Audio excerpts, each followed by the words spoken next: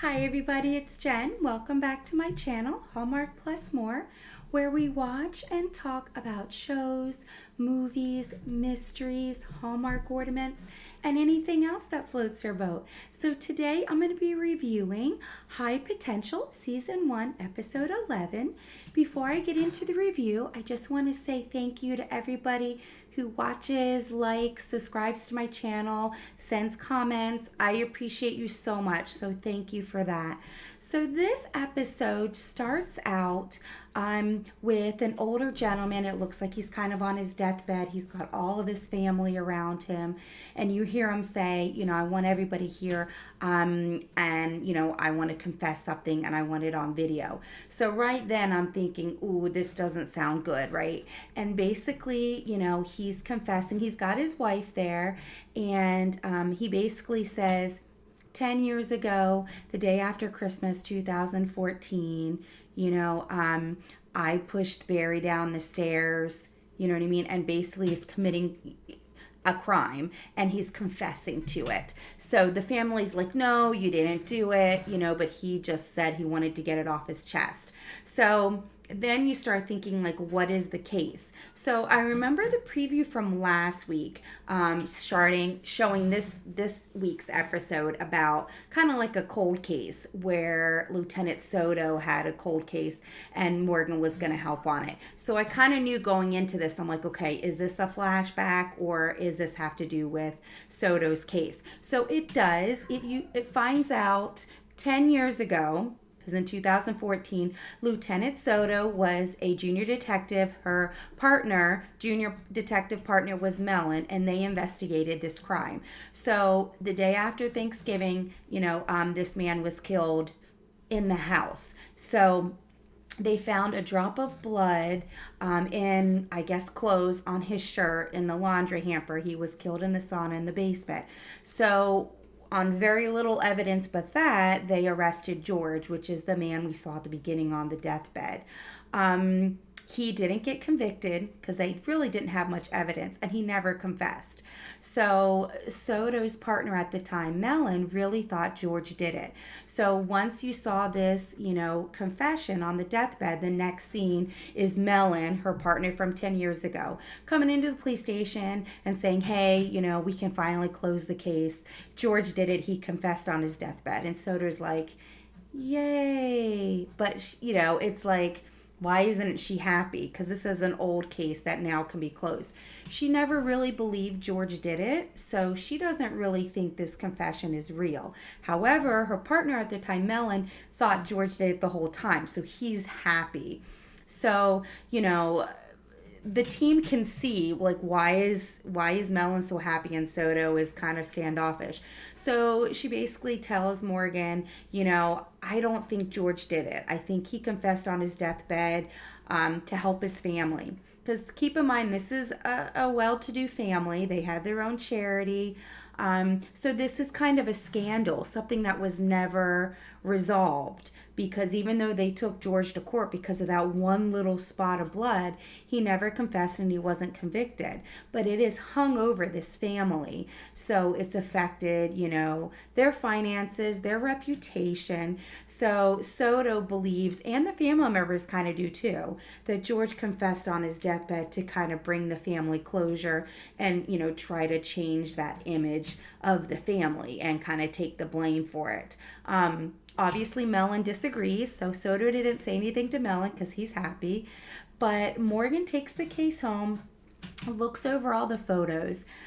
I always say Morgan does Morgan, right? She's folding laundry, she's doing dishes, and you just see all these pictures over and over and over again. Like she's just trying to see them, and she's trying to see something that doesn't look right, something that's, stands out. And then, of course, like I said, Morgan being Morgan, she figures it out.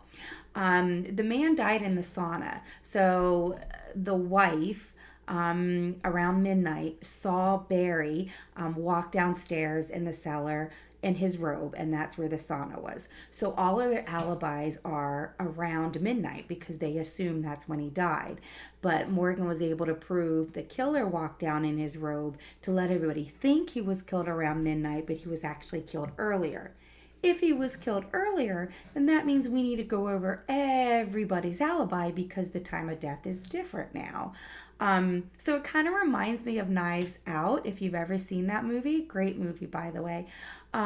Because Soto and Morgan are basically going to this house, and there's 5 family members, and they're basically, asking divide and conquer. Like, Adam, Morgan, and Soto are kind of separating them because you've got the wife of George, who is deceased now. And then you've got 2 sons who were both married at the time, and 1 grandson. One of the son-in-laws is the one who died. So you basically have the mom, who's the monarch.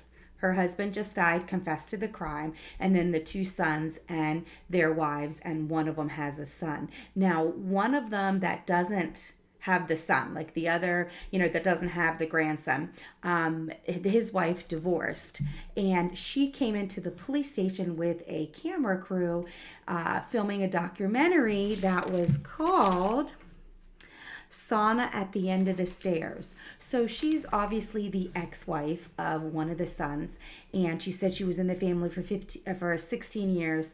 They're going to cover each other.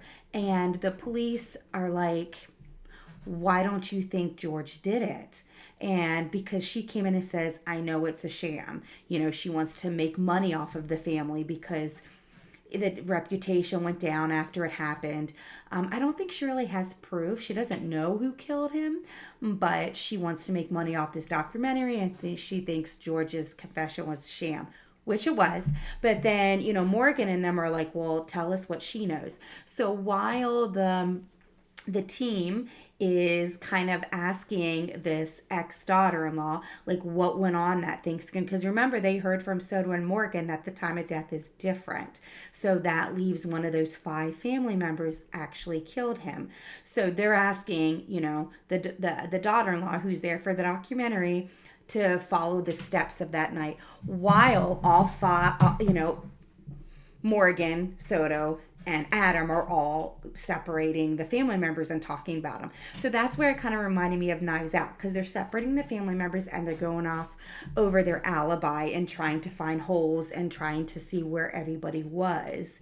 And it was just, it was a great episode because she was right. The daughter-in-law was right. The family was kind of covering for each other because the daughter-in-law gave us a piece of information that the other family members didn't mention. One of the son's wives, she accidentally caught her sleeve on fire at the Thanksgiving dinner table, and the other family members took off her wrap because she was on fire, and they saw all these bruises all over her arms. And immediately they turned to Barry, like, you're beating her. So that was a shock. You're sitting down to Thanksgiving dinner with, your mom, your dad, your brother, his wife, your son, because this is one that had a son, and your husband, and now they're all seeing these terrible bruises, like marks all over her arms. And the daughter-in-law said that. We found out that Mary was beating Heather. So now everybody's a suspect because you're staying in a house where your sister, your daughter, your mom, because they're all related, that she's being beat up by her husband. So, that was something they did not tell the detectives, and that's kind of why Barry was killed, right? So I thought that was interesting, because now you're trying to find out alibis, but now you find a different aspect to it. And you later find out that the charity I mentioned was for abused spouses and people abused by violence. So that would look really bad for the charity if your family has a charity about abuse and you have somebody being physically abused and markings all over their body. Like, it's not a good look, that you're allowing it to happen and you're supposed to be supporting this. So I think that comes into play. You don't find out what the charity was about really until the end, and that kind of helps the murder.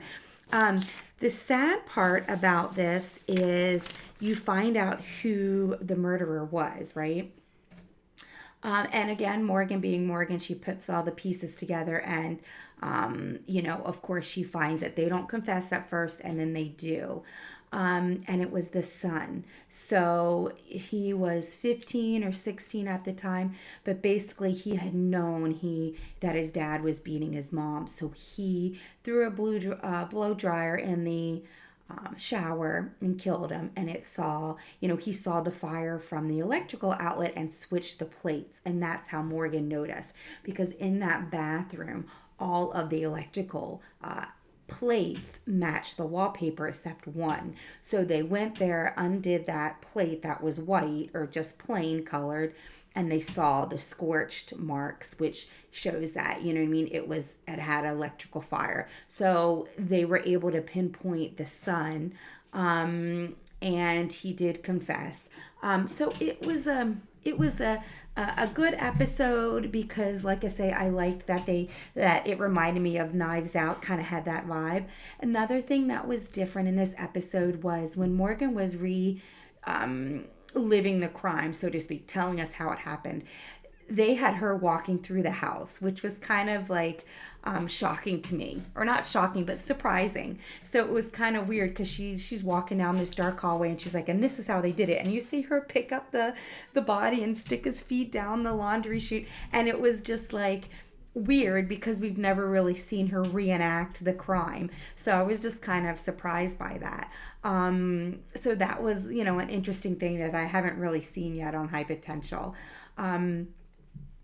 The sad part is basically how it ended. I mean, nobody deserves to lose their life, no matter if you think they're a good person or a bad person. I mean, we don't take justice into our own hands. We just don't. I mean, that's just total chaos, anarchy. We have to have law and justice, and respect, that people are going to get their time, their justice. They're going to get their punishment. So to see this boy so angry with his father that he kills his father to protect his mother because he's beating his mom, and maybe him, who knows? We don't know how this is escalated. Most physical abuse relationships do escalate. Not all, but so that was sad to be able to see. Okay, we obviously know from the very first scene that obviously it wasn't the old man George, but to find out, Barry was beating his wife. They had this charity. They take their pride in helping abusers, and they have one in their family that they're hiding. I mean, that's sad to begin with, and it's sad that he's seeing his dad beat his mom, and it's sad that he felt the need to take it into his own hands to protect his mother. She never went to the hospital or reported it. She's a nurse. She knew how to, she even said that she's like, I'm a nurse, so I knew how to take care of my wounds, but also I didn't want to jeopardize the reputation of my family and of our charity. So, I mean, that's what's so sad, that it was covered up. It's just sad that you get to that point where, you know what I mean? And you've seen this before, where kids are, hurting the family members to protect another family member. And it's just a sad case all the way around. So did she solve the case? Yes. At the end of the day, at the end of the episode, Soto feels relieved, because this is that case that kept nagging at her that she couldn't solve. So yes, 10 years have gone by. Soto feels a little relieved that it's finally solved, because she didn't believe George did it. However, how relieved and happy can you feel when you uncover that a 16-year-old boy was so troubled that he killed his father to protect his mother, and then his grandfather on his deathbed admits to it, right? We find out later, I mean, this kid who was 16 was so gifted. He was on his way to MIT on a full ride for college, and he didn't go to college. Like, it's like, this really guilted him and really just kind of stayed with him. So he told his grandfather before he died, just to get it off his chest, like, I did this. So the son even says, like, look, Grandpa confessed because I told him I did it, and he decided he was going to confess, right? So, I mean, it's just so sad. I love Morgan being Morgan. I love how she figured it out. But in the end, I think this was just a really sad case and a sad episode, a sad ending.